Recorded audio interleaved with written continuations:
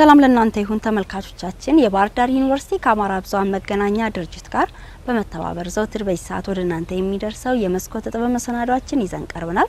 በዚህ ዝግጅታችንም ላይ ትኩረቱን ባህር ዳር ዩኒቨርሲቲ ላይ ያደረገ የተለያየ መሰናዶ ይሆናል ወደ እናንተ ያደረስ አብረን ቆይታ የምናደርገው። በዝግጅታችን ጥሩ ጊዜ እንደምታሳልፉ ተስፋ እናደርጋለን። ቆይታችሁ ከኛ ጋር ይሁን።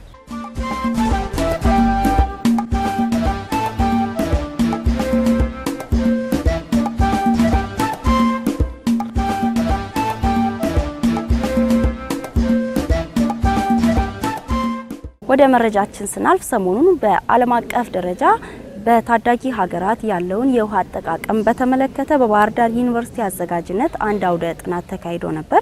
አውደ ጥናቱም ከሳህራ በታች የሚገኙ ታዳጊ ሀገራት በሚገኙ ዩኒቨርሲቲ ተማሪዎች በገጠራማ አካባቢ የሚኖረው ሕዝብ በዘላቂ የሆነ የውሃ አስተዳደር አጠቃቀምን በተመለከተ የጥናትና ምርምር መነሻ ሀሳቦችም ቀርበዋል። ዝርዝሩን ደግሞ ሸጋው ሙሉማር እንደሚከተለው ያቀርበዋል። በጀርመን መንግስት የገንዘብ ድጋፍ የሚንቀሳቀሰው ዓለም አቀፉ ዘላቂ የውሃ ሀብት አጠቃቀም በታዳጊ ሀገሮች የተሰኘው ድርጅት በየአህጉራቱ በዘርፉ የሚሰሩ አካላት የጋራ ጥምረት እንዲፈጥሩ አድርጓል። ከሳህራ በታች ባሉ ታዳጊ የአፍሪካ ሀገራት ውስጥ ያለውን የውሃ አጠቃቀም ዘላቂነት በተመለከተም በቀጠናው የሚገኙ ዩኒቨርሲቲዎች የሁለተኛና የሶስተኛ ዲግሪ የሚማሩ ተማሪዎች ጥናትና ምርምር ያደርጋሉ። የጥምረቱ አንድ አካል የሆነ የባህር ዳር ቴክኖሎጂ ኢንስቲትዩት ተማሪዎች የልምድ ልውውጥ የሚያደርጉበትና በታዳጊ የአፍሪካ ገጠራማ ሀገራት ያለውን የውሃ አጠቃቀም በተመለከተ የሚወያዩበት፣ ተማሪዎች የጥናት ሀሳባቸውን አቅርበው የሚወዳደሩበት ዓመታዊ ጉባኤም ሰሞኑን በባህር ዳር ከተማ ተካሂዷል። በባህር ዳር ቴክኖሎጂ ኢንስቲትዩት የሲቪልና የውሃ ሀብት ልማት መምህርና ተመራማሪ የሆኑት ዶክተር ሰይፉ አድማሱ አካባቢያዊ ጥምረቱ የራሱን እቅድ በማዘጋጀት ዘላቂ የውሃ አጠቃቀምን በተመለከተ ጥናትና ምርምር ያደርጋል፣ ችግሮችና መፍትሄዎችንም ያስቀምጣል ይላሉ። በተወሰነ መልኩ ችግሮቻችን ተማሳይ ቢሆኑም ግን ያለንበት ነባራዊ ሁኔታ ደግሞ የሚለይበት ሁኔታ አለ። አንዱ የኢትዮጵያ ክፍል ከነሱ ጋር የሚመሳሰልበት ሁኔታ ስላለ እንዲህ አይነት ችግሮች ያሉብን እንዴት እናድርግ ብለን በዚህ መድረክ እንወያያለን። እነሱ ጋር ያለው እንማራለን። እኛም የራሳችንን የምናካፍልበት መንገድ ስላለ የውይይት መድረክ ፈጥሮ በዚህ ኔትወርክ መወያየቱ ልምድ ለመለዋወጥ መፍትሄ ለማምጣት የራሱ ፋይዳ ይኖረዋል። ሁለተኛ ደግሞ የኔትወርኩ ተማሪዎቹንም የማቃየር የኢትዮጵያ ተማሪዎችን ወደ ሌላ ሀገር የሌላ ሀገር ተማሪ ደግሞ ወደ ኢትዮጵያ መጥቶ የሚሰራበትና የሚማርበት ያለውን ነባራዊ ሁኔታ የሚረዳበት ሁኔታ ስላለ እንደ አፍሪካ እንደ አህጉርም ለመንቀሳቀስ የራሱ ፋይዳ አለው ብዬ ነው የማስበው። በዚህ ዓመትም ከተለያዩ ሀገራትና ከኢትዮጵያ የባህር ዳርና የመቀሌ ዩኒቨርሲቲ የሁለተኛና የሶስተኛ ዲግሪ ተማሪዎች የተገኙበት በአፍሪካ ገጠራማ አካባቢ ያለውን ዘላቂ የውሃ አጠቃቀም በተመለከተ ለሚያደርጉት ጥናትና ምርምር መነሻ ሀሳብ ቀርበው ውይይት ተካሂዶበታል። የተሰጠንን ፖርሽን ማቅረብ አኳያም ይኖራልና አሪፍ ነው ውድድር። እኔ በበኩሌ ያቀረብ ነው ደስተኛ ነኝ። ማሸነፉ አለመሸነፉ ሌላ ነገር ነው፣ ግን ያው ኮንቴክስት የተያያዘ ነው ወይ ከሚለው አኳያ ኢቫሉዌሽን ላይ አለው። ግን ያው እንግዲህ ራሳችን በራሳችን ስለምናውቅ እሱ ላይ እንትን እናደርግም። እንዲሁም ከዚህ የበለጠ በይበልጥ ቢጠናከር ደስ ይለኛል። በጣም የተሻለ ነገር ነው፣ ደስ የሚል ነገር ነው። የተለያዩ ሀገሮች ጋር ተገናኝቶ እንደዚህ መወያየት ስለ አንድ ችግር አንስቶ ራሱ የሁሉም የጋራ ችግር አድርጎ ማየት ቀላል ነገር አለ። በጣም ትልቅ ነገር ነው፣ ወሳኝ ነገር ነው። ዩኒቨርሲቲው ከዚህም አልፎ ሌላ ኔትወርክ ራሱ ፈጥሮ ለተማሪዎች ጥሩ ነገር ይሰጣል ብዬ አስባለሁ። ተማሪዎች ያቀረቡት የመወዳደሪያ የጥናትና ምርምር ሀሳብ ከርዕሰ ጉዳዩ ተቀራራቢነት፣ ከሀሳቡ ጥራት፣ ከአቀራረቡና ከተግባራዊነቱ አንጻር ተገምግሞ አሸናፊው ተለይቷል።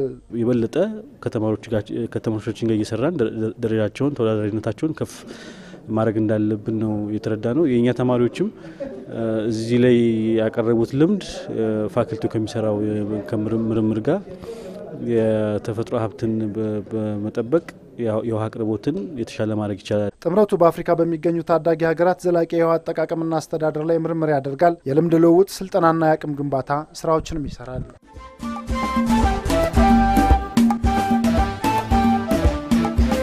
ወደ ሌላኛው መረጃችን ስናልፍ ደግሞ በመደጋገፍ ከውድቀት መዳንን አዋፍት ዝርያ በላይ የሚያስተምር ምን አለ?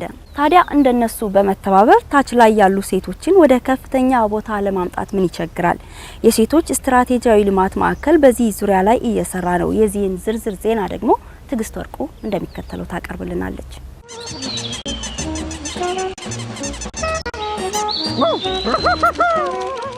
ከአዋፋት አንድ የሆኑት ጊሶች ከማንባት አልፈው ጓደኛቸውን ከውድቀት አሊያም ጥቃት ይታደጋሉ።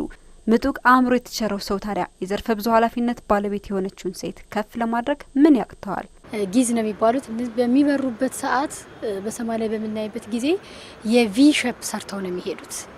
ቪ ነው የሚሰሩት። ከዛ አንደኛዋን ትመራቸዋለች። እየተከተሉ አንዱ ካንዱ እየተጠባበቁ ነው የሚሄዱት። ፍጥነታቸው እየተጠባበቁ ይሄዳሉ። ምናልባት እንኬዝ እንኳን ሲሄዱ አንደኛዋ ብትወድቅ ችግር ቢያጋጥማት የሚረዳት ሁሉም ጥለዋት አይሄዱ። የሚረድ ይወርዱና 1 2 4 አብረዋት ለመርዳት እንድትበር ከነሱ ጋር እንድትበር ይደጋገፋሉ። ከመጀመሪያ እስከ መጨረሻ ያሉት እየተቀያየሩ ነው የሚሄዱት። ይህ ትልቅ ምሳሌ ነው ለሴትና ውሜን ኤንድ ሊደርሺፕ ለሚለው ማለት ነው። ሴቶችና አመራር ለሚል ትልቅ ምሳሌ ነው የሚሆነው። ከዚህ ላይ የምንማረው መረዳዳትን፣ መደጋገፍን፣ ኔትወርክ መፍጠር እንዳለብን ኢስቶችን አቅም ለማሳደግ ብሎም ችግሮችን ለመፍታት የተቋቋመው ኢስቶች ስትራቴጂካዊ ልማት ማዕከል ሰሞኑን ከባህር ዳር ዩኒቨርሲቲ ጋር በመተባበር ውይይት አዘጋጅቶ ነበር። ሴቶች በፖለቲካውም በኢኮኖሚውም በማህበራዊ ጉዳዩም በቃ ኢትዮጵያ ወንድና ሴት እኩል የሆነባት ሀገር ሆና ማየት ነው። የምንሰራቸው ስራዎች ሴቶች የት ቦታ ላይ ናቸው፣ በኢኮኖሚክ ተጠቃሚነታቸው ላይ ምን ያህል ናቸው፣ በሊደርሺፕ ላይ ምን ደረጃ ናቸው የሚለውን እየገመገምን እያየን የተለያዩ ሴቶችን ብቃት የሚያሳድጉና ሴቶችን ኢምፓወር የሚያደርጉ ፕሮግራሞችን መቅረጽ ነው። በባህር ዳር ዩኒቨርሲቲ ውስጥም ቀጥታ የሚመለከተው የስርዓተ ጾታ ዳይሬክቶሬትን በመሆኑ ከኛ ክፍል ጋር አብረን ፕሮግራም አዘጋጅተናል። ትልቁ ነገር ምንድነው? የሴቶችን ኑሮ መለወጥ። ዩኒቨርሲቲዎች የሚገኙ ከፍተኛ ቦታዎች ላይ ያሉ ሴት ምሁራን የተሳተፉበት ሲሆን በሴቶች ችግሮች፣ ተሰጥኦዎችና መፍትሄዎቻቸው ዙሪያ ያተኮሩ ጥናታዊ ጽሁፎችን አቅርበዋል። 4 ጥናታዊ ጽሁፎች ቀርበዋል። ተግዳሮት የምንላቸው ነገሮች እነማን ናቸው? ዜን ምን የተመቻቸው ሁኔታ አለ የሚል ነበርና በቆይታችን ጊዜ ችግሮቹ ተነቅሰው ወጡ። ከመድረኩ ብዙ ግብአቶችን እንዳገኙም የመድረኩ ተሳታፊዎች ገልጸዋል። የሴቷ ችግር ምኑ ጋር እንደሆነ ያለባትን ቻሌንጆች ለዚህ ደረጃ እንዳትበቃ ከሚያግዷት ነገሮች ብዙ ልምድ ለመቅሰም ችያለሁ። ትልቅ ደረጃ መድረስ የሚቻለው ችግሮችን በመሸሽ ሳይሆን በመጋፈጥ መሆኑን የህይወት ተሞክሯቸውን ካቀረቡ ምሁራን መረዳት ተችሏል። ሁሉም ያሉበትን ደረጃ የለዩበትና ታች ላይ ያሉ ሴቶች ላይ በትኩረት ለመስራት ቃል በመግባት ውይይቱ ተጠናቋል።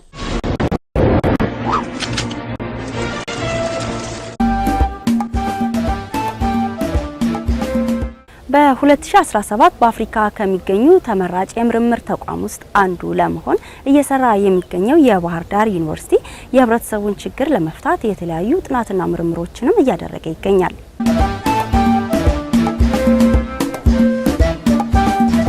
የዛሬው የመስኮተ ጥበብ መሰናዷችን የሚያተኩረው የዛሬ ዓመት ተመራቂ ከነበሩ የባህር ዳር ዩኒቨርሲቲ ኢንስቲትዩት ተማሪዎች ለመመረቂያቸው የሰሩትን አዲስና ለየት ያለ ፈጠራ የሚያስዳስስ መሰናዶ ይሆናል። ይዘንላችሁ የቀረብ ነው። ሸጋው ሙሉማር እንግዲህ ቆሻሻን ሀብታቸው ያደረጉ ይለናል። በዝግጅቱ አብረን እንከታተል።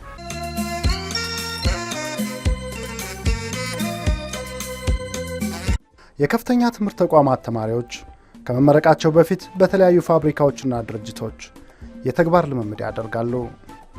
ለመመረቅ የሚያበቃቸውን ርዕሰ ጉዳይ መርጠው የተለያዩ የጥናትና ምርምር ስራዎችን እንዲሰሩ ይደረጋሉ። በባህር ዳር ዩኒቨርሲቲ የባህር ዳር ቴክኖሎጂ ኢንስቲትዩት ተማሪዎችም ስራ ፈጣሪ እንዲሆኑ የማህበረሰቡን ችግር የሚፈቱ የምርምር ስራዎችን እንዲሰሩ ያበረታታል። የባህር ዳር ዩኒቨርሲቲ የምርምር ዩኒቨርሲቲ መሆን ራዕይ ይዞ ነው የተንቀሳቀሰ ያለው። በእኛ 2017 ራዕይ ጥበብ 2017 ብለን ነው የተንቀሳቀሰ ያለው በእኛ አቆጣጠር ማለት ነው።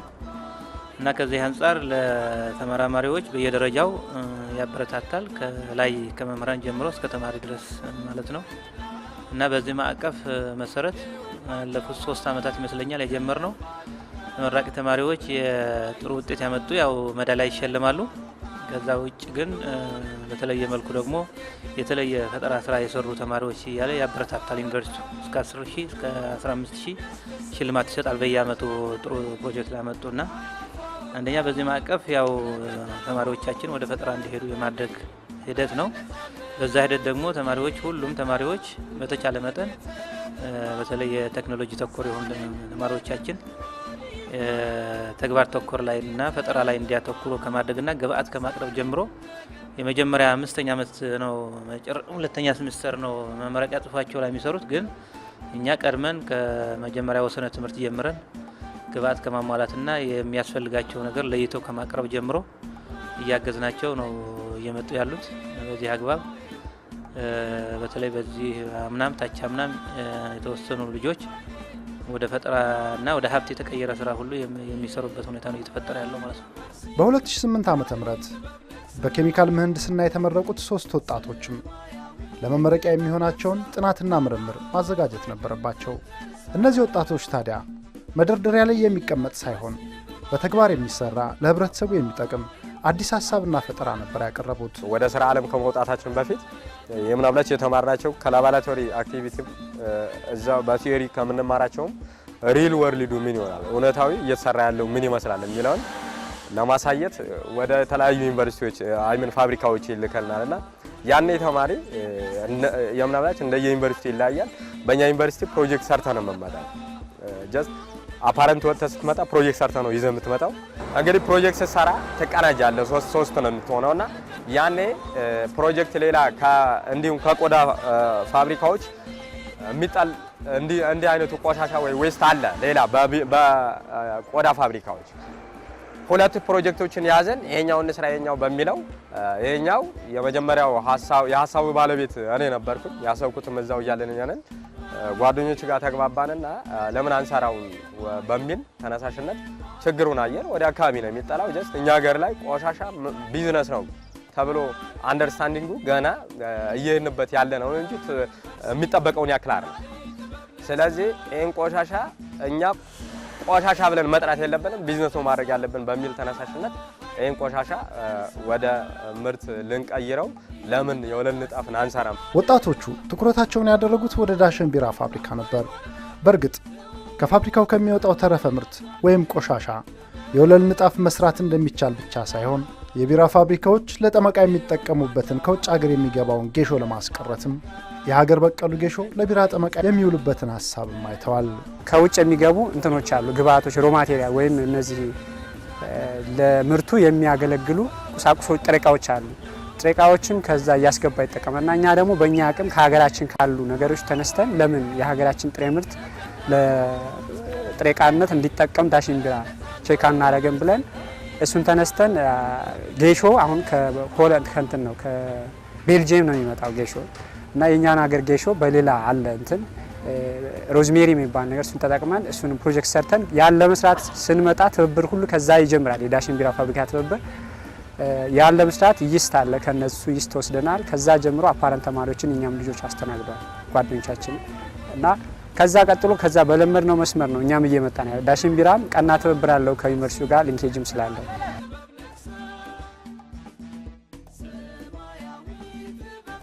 ወጣቶቹ ከቢራ ፋብሪካ ከሚወጣ ቆሻሻ የወለል ንጣፍ መስራት እንደሚቻል በጥናት አረጋገጡ። ቻሌንጅ ሳታልፍ የሆነ ስራ አይሰራም። አልጋ ባልጋ የሆነ ነገር የለም። ስለዚህ ከነዛ ቻሌንጆች አንዱ ይሄን ፕሮጀክት አስበን ጓደኞችን አዋይቼ ተስማምተንበት ወደዚህ ስራ ስንገባ የመጀመሪያው ቻሌንጅ የነበረው ዌስቱን ቆሻሻውን የማግኘት ዘዴ ቆሻሻውን እኛ ባህር ዳር ኢንስቲትዩት ኦፍ ቴክኖሎጂ ነው ያለነው መተን የምንወስደው ከዚህ ነው እና ከዩኒቨርሲቲው መኪና ሰበድበ መተ ነው ይዘው የሚሄዱ ይሄን ቆሻሻ ስንመጣ ወስደው ዲስቻርጅ የሚያደርጉበት ቦታ ወይ የሚደፉበት ቦታ ጉድጓድ እና ከዛ ሞልቃን እየዛቅ ነው በጅ እንግዲህ ይሄ ዌስት የሚመጣው ከፊልትሬሽን ቆሻሻ ከፊልትሬሽን ኤድ ነው የሚመጣው። ለፊልትሬሽን ኤድ የሚጠቀሙበት ለማጣሪያነት ቢራውን የሚጠቀሙበት ነው። ይሄን ካጣሩ በኋላ ዳይሬክት ማስወገድ ነው እንትኑ ፕሮሰሱ። እነሱ ካስወገዱ በኋላ አይጠቀሙበትም። ኖርማሊ እዚህ ጉድጓድ ውስጥ ነው የሚደፋው። ይሄ ጉድጓድ ደግሞ እንደምታዩት አሁን ሞልቶ ነው እንጂ በጣም ረጅምና ጥልቀት የነበረው ጉድጓድ ነው። በአጋጣሚኛ ስንመጣ በመሰላል ነው ከዚህ ጉድጓድ ውስጥ ገብተን ስናወጣ የነበረው። የምናወጣው ይሄን ቆሻሻውን አላማችን የመጀመሪያው አላማችን ወደ ገንዘብ መለወጥ ነው። ወደ ገንዘብ መለወጥ እስከነበረ ድረስ ይሄን ስናወጣ ቆሻሻውን ከዚህ ጉድጓድ ውስጥ በመሰላል ገብተን ነበር ስናመላልስ የነበረው እና ትልቁ ቻሌንጃችን ምንድነው? ይሄ የአቅም ጉዳይ ነበረ፣ የጉልበት። ምክንያቱም እዚህ ውስጥ በአካፋ ነው ስናወጣ የነበረው በዶማ እየቆፈር፣ እንደዚሁም ደግሞ በማዳበሪያ ነው ከውስጥ እየተሸከምን ወደ ውጭ ስናወጣ የነበረው። ያንን ሁሉ ቻሌንጅ አልፈን ያው ከዚህ ከዳሸን ቢራ ከጎንደር ባህር ዳር ይዘን ገባን። ከዛ በኋላ ያለው ፕሮሰስ ያው የሌላ የማጣራት ነው ወይም ደግሞ ትሪት የማድረግ ስራ ነበረብን። እሱን ሰርተን እዛ የነበረውን ሁሉ ጨርሰን አሁን ወደ ተግባር ቀየረ ነው የመሬት ምንጣፍ ሰርተነዋል።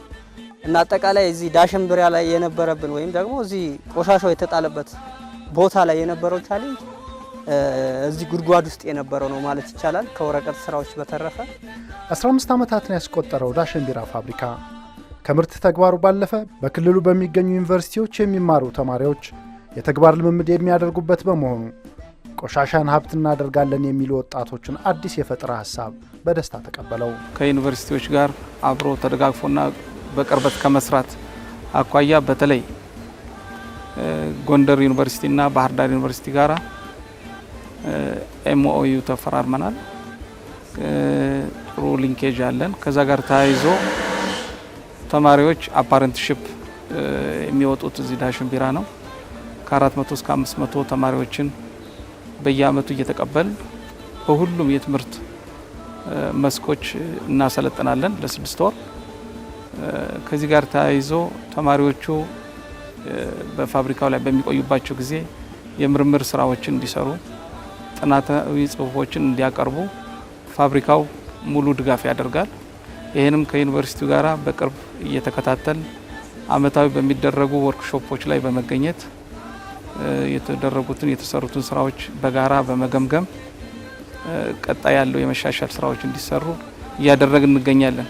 የወጣቶቹ አዲስ የፈጠራ ሀሳብ ከቢራ ፋብሪካዎች የሚወጣውን ቆሻሻ መልሶ ለጥቅም ማዋል ነበር። ያም ብቻ ሳይሆን ቆሻሻው በአካባቢ ብክለት ላይ የሚያሳድረውን ተጽዕኖ የሚቀንስና የሀብት ምንጭ እንዲሆንም የታሰበ ነው። ተማሪዎች በየአመቱ እንሸልማለን። ፕሮጀክት የተሻለ ፕሮጀክት የሰሩና ወደ ማህበረሰቡ ችግር ፈቺ ናቸው የምንላቸው። በዚህ አመት በተለየ ሁኔታ እነዚህ የተጠቀሱ ተማሪዎች የኬሚካል ኢንጂነሪንግ ተመራቂ ተማሪዎች ናቸው። ከቢራ ተረፈ ምርት ነው የሰሩት። አንደኛ እንደተባለው የአካባቢ ብክለትን ይቀንሳል። ሁለተኛ ወደ የሚጠቅም ነገር ደግሞ መቀየር ቆሻሻውን ወደ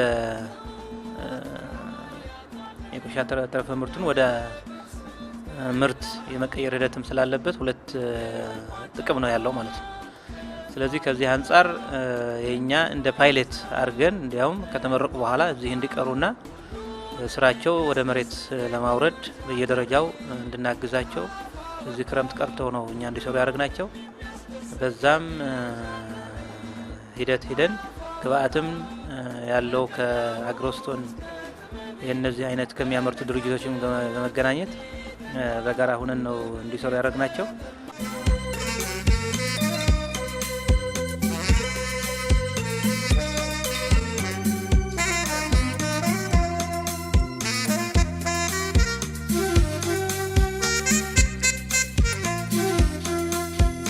ወጣቶቹ በንድፈ ሀሳብ ያረጋገጡትን ወደ ተግባር ለመለወጥ ተሰናድተዋል።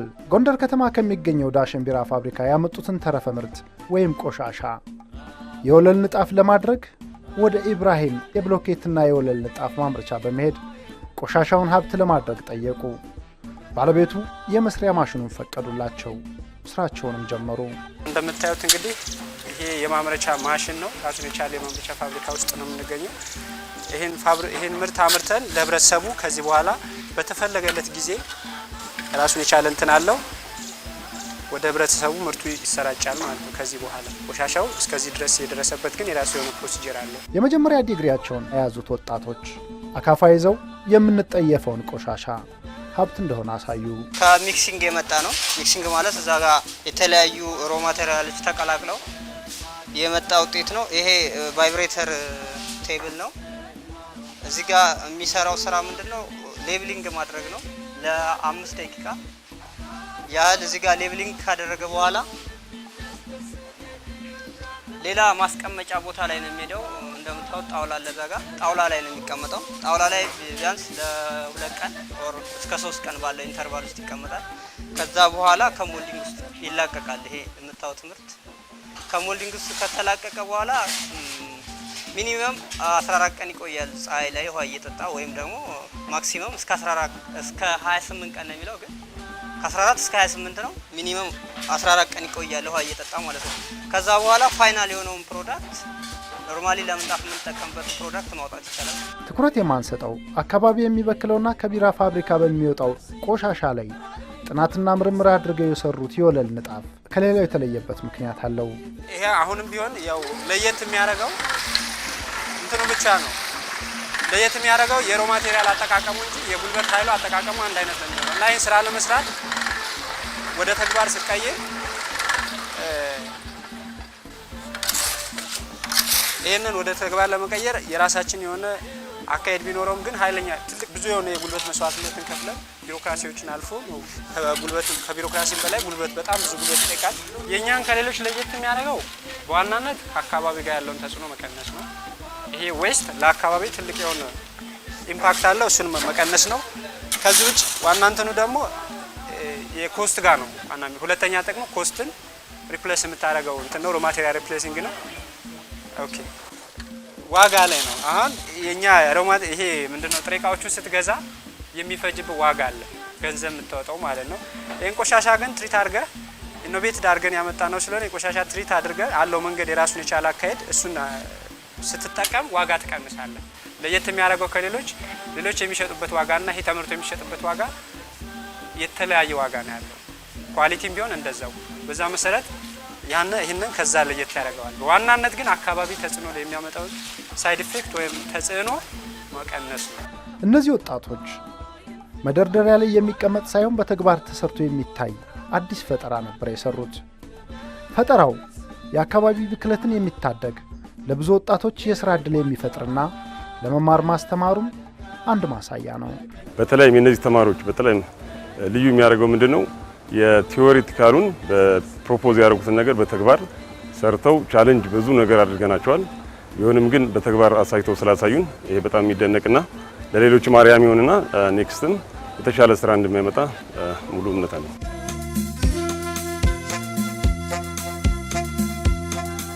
ወጣቶቹ ከቢራ ፋብሪካ የወጣውን ቆሻሻ ባልተለመደ መልኩ የወለል ንጣፍ እንደሚሆን አሳዩ። አንድም ለመታሰቢያቸው፣ ሁለትም ተጨባጭ የምርምር ስራዎችን መስራት እንደሚቻል ለማመላከት በፖሊ ካምፓስ ውስጥ የሰሩትን የወለል ንጣፍ አንጥፎ አሳዩ። ይሄ ለማህበረሰብ አገልግሎት የተሞከረ ምርት ነው ወይም የመጀመሪያ ምርታችን ነው ብለን በእርግጠኝነትም የመጀመሪያ ምርታችን ነው። ለቀጣዩ ግን እኛ ከዩኒቨርሲቲ ጋር በመነጋገር ይሄን ምርት ያው ብዙ ፕሮጀክቶችን ይሰራሉ። በየአመቱ የተለያዩ ፕሮጀክቶች ይሰሩና ወረቀት ላይ የሚቀሩ ናቸው። ማለት ተማሪ አዳፕት ያደረግነው ወይ የለመድነው የተሻለ ውጤት ካገኘ በኋላ ይዘህ መውጣት ነውና እኛ ግን እሱን ወደ ጎን ትተን ይሄን አምርተን ለማህበረሰብ አገልግሎት ሞክረናል። ለቀጣዩ ይሄን ምርት ወደ ገበያ ይዘን መውጣት ወይም ለማህበረሰቡ እንድናቀርብ ነው የምንፈልገው። ለምን እችን ሰርተን ብለን በዚህ ቢያቆም ምንም ከዛኛው የተሻለ ቶታሊ ከምተውት ሰዎች የተሻለ ቢሆንም ሰስተናቢሊቲ ወይ ዘለቀታነቱ የተሻለ አይደለምና ስለዚህ እኛ ይሄንን ሙሉ ይዘን ወደ ገበያ ለመውጣት ዩኒቨርሲቲው ጋር እንገኛለን። ዩኒቨርሲቲው እንደ ዩኒቨርሲቲ እኛን ይሄን የሰራን ልጆች ባህር ዳር ዩኒቨርሲቲ ብዙ ስራዎችን ይሰራል። እዚህ ግቢ ተመረንም ነው እንግዲህ ይሄን መስራት የቻልነው ወይ ይሄን እንድንሰራ የቻልነውና ዩኒቨርሲቲውን እኛን አግዙን ወደ ተሻለ ነገር ይሄ እዚህ እንዳይቀር ወደ ማህበረሰቡ ቶታሊ እንዲወጣ ዩኒቨርሲቲው ቢያግዘን መልካም ነው እንላለን። ማለት እዚህ ሪሰርች ሴንተሮች አሉ። ይሄን ብቻ አይደለም ይሄን ፕሮጀክት ሰራ እንጂ ሳይድ ባይ ሳይድ ወይ እሱ ጋር አብረው የሚሄዱ ፕሮጀክቶች አሉን።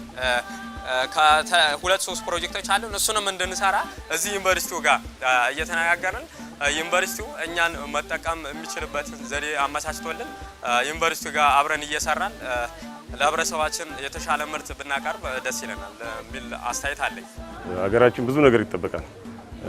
ገና ብዙ ነገር የውጭ ሀገሮችም አውሮፓን ጨምሮ አሜሪካም ቢሆን ያደጉት በዩኒቨርሲቲ ኢንዱስትሪ ሊንኬጅ ወይ ደግሞ በጥምረት ነው። ዩኒቨርሲቲና ኢንዱስትሪዎች ተጣምረው ተማሪዎችና ምሁራኖች ከዚህ መጥተው ቲዮሪካል ውጤቱን ወይ ደግሞ የቲዮሪካል እውቀታቸውን በፕሮብሌሙን እዚህ ዩኒቨርሲቲ ላይ ማን ነው ካምፓኒው ላይ ያለውን ችግር ሲፈቱ ነው ውጤት የሚያመጣው። ስለዚህ ብዙ የሚሰሩ ነገሮች አሉ ከግብአት ጋር በተያያዘ ከጥሬ ዕቃ በተያያዘ እንዲሁም ደግሞ ከስፔር ፓርት በተለይ ስፔር ፓርት በተገናኘ ኢንጂነሮች የዩኒቨርሲቲ ምሁራኖች መጥተው እዚህ ጋር የሚያደርጉት ምርምር በጣም ጠቃሚ ስለሆነ ይሄ ሰርቶ ማሳያ ልጆች እንደ አርያ የወሰዱት ነገር ሌሎችም ምሁራኖች ትምህርት ወስደውበት በውጤት የሚቆጠር ነገር ማምጣት ይቻላል። ሁለት ነገር ነው እንግዲህ አንደኛ የዩኒቨርሲቲውን ችግር ስትፈታ የዩኒቨርሲቲው የማምረት አቅም የዩኒቨርሲቲው የማትረፍ አቅም ይጨምራል።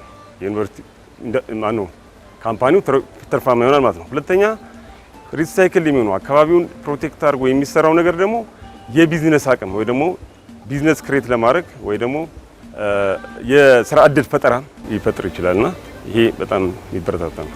እንግዲህ ከጎንደር መጥተን ሚክስ አድርገን ድራይ ተደርጎ የመጨረሻውን ወደዚህ ስቴጅ ደርሷል። ቀድም እዛታች ሚክስ እያደረግን ያወራ ነው።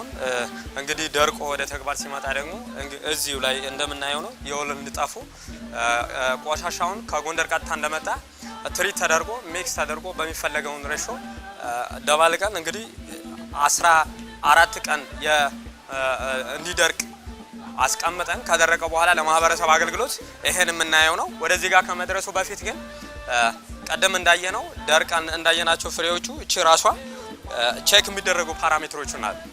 ይሄ ቼክ የሚደረገው ፓራሜትር አንድ ምርት ነው ተብሎ ወደ ገበያ በሚወጣበት ጊዜ የራሱ የሆነ የምናረጋግጣቸው ፓራሜትሮች ወይም መለኪያዎች አሉ፣ መስፈርቶች። ለምሳሌ የዚች የራሷ ስትሬንግዙ እናያለን።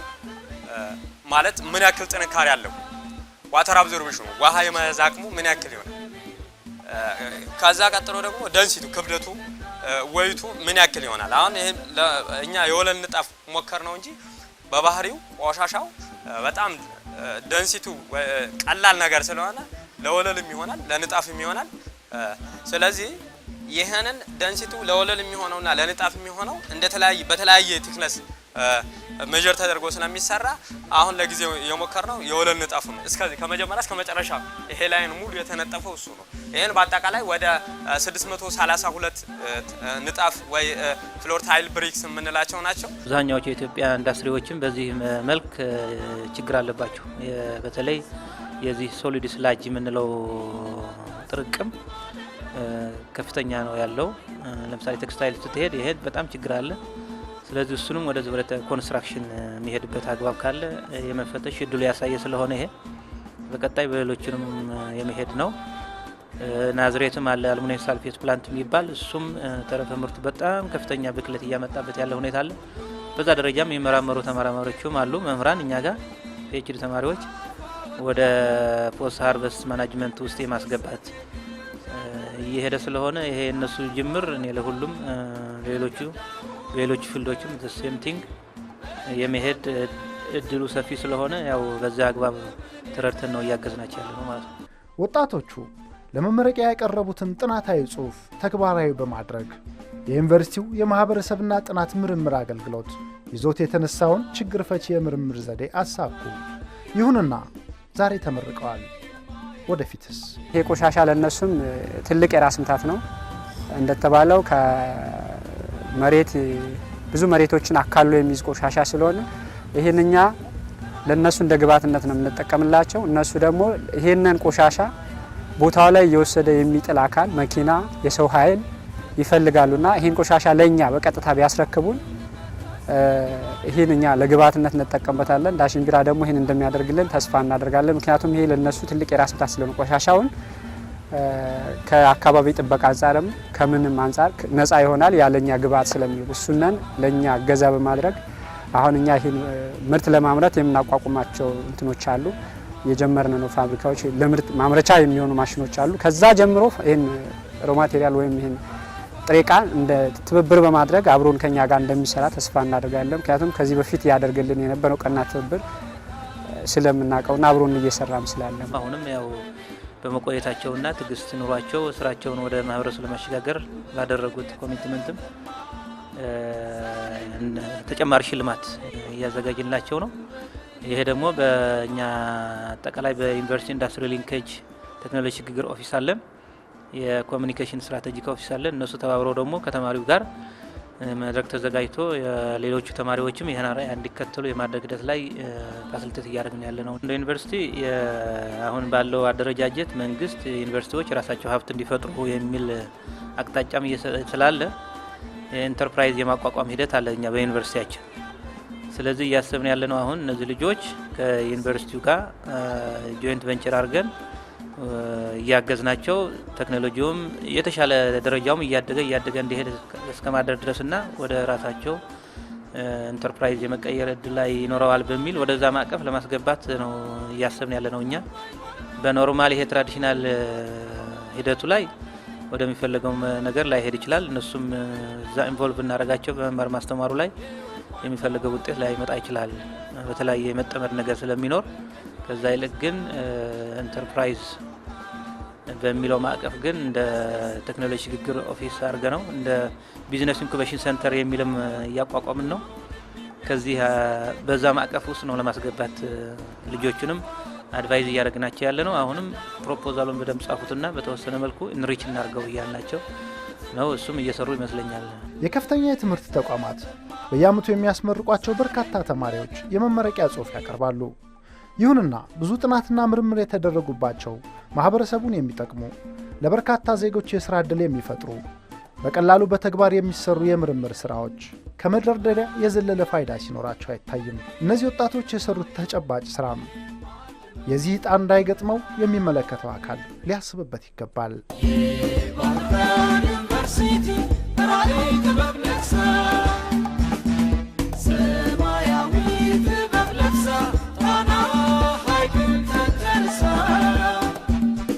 ለ30 ደቂቃ ያክል አብራችሁ ቆይታ ያደረገው በባህር ዳር ዩኒቨርሲቲ ዙሪያ ላይ ትኩረቱን ያደረገው የመስኮተ ጥበብ መሰናዷችን የተከታተላችሁትን ይመስል ነበር።